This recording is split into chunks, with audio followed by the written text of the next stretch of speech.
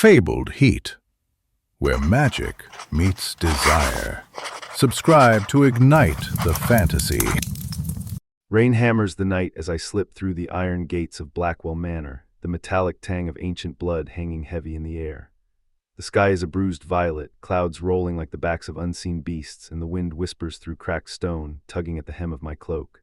My boots splash in shallow puddles, each step echoing against the cold, damp ground, and I feel the manor itself thrum, a low, throbbing hum that vibrates through my marrow. The sound of raindrops hitting the cobblestones is like 1,000 tiny drums, beating out a rhythm that seems to match the pounding of my heart. I can smell the damp earth and the ozone that comes with a storm, and it fills my lungs with a sense of foreboding. As I walk, the torches that line the walls cast flickering shadows on the ground, making it seem as though the very spirits of the dead are dancing around me. I pull my hood tighter, the damp fabric clinging to my skin, and try to steady the tremor rising in my hands. The forbidden library lies beyond the great oak doors, its portals sealed for centuries, its secrets guarded by curses older than the kingdom. I have heard the stories, whispers of a tome bound in human skin, ink that drinks the soul of anyone who dares read it, darkness that can swallow whole cities.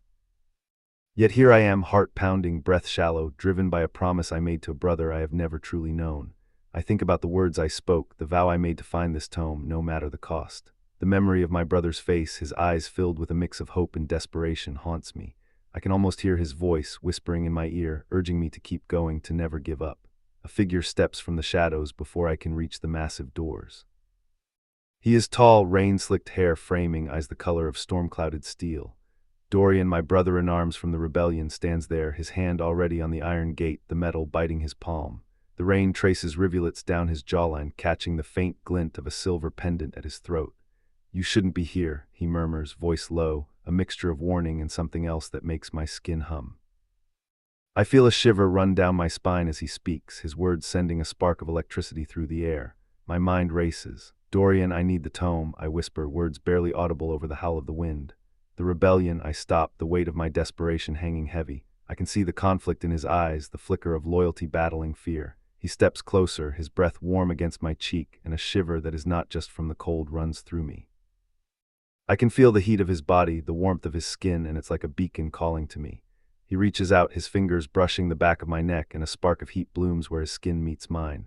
"If you go in alone, you'll never come back," he says, his voice rough with something like longing. I feel the heat of his palm linger, a promise and a threat intertwined. My pulse quickens, not only from the danger, but from the way his proximity makes my pulse race like a drum. I think about the risks, the consequences of what we're about to do, but I also think about the potential reward, the possibility of finding a way to defeat our enemies and bring peace to the kingdom. We push the doors open together, the ancient wood groaning as if protesting our intrusion. Inside, the library is a cathedral of dust and decay, rows of shelves sagging under the weight of forbidden knowledge. The cursed tome sits on a pedestal, its leather cover dark as midnight, pulsing faintly as if it has a heartbeat. The air is thick with the scent of old books in decay, and I can feel the weight of history bearing down upon me. Dorian steps beside me, his hand finding mine in the gloom.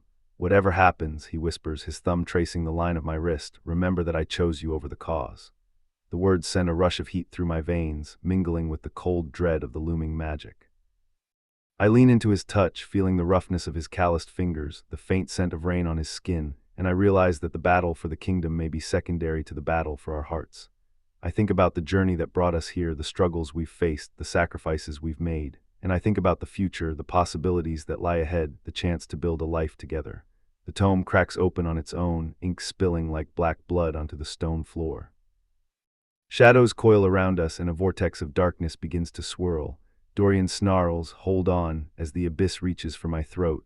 I clutch his arm, feeling his grip tighten, his muscles straining against the pull.